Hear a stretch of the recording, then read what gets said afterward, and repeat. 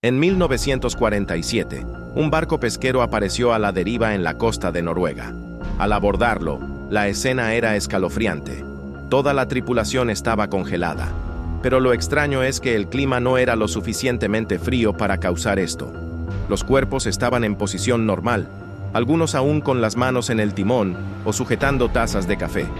El motor seguía funcionando, y la comida en la cocina aún estaba caliente. No había signos de lucha ni de escape. Era como si el tiempo se hubiera detenido. Hasta hoy, nadie sabe qué ocurrió en ese barco.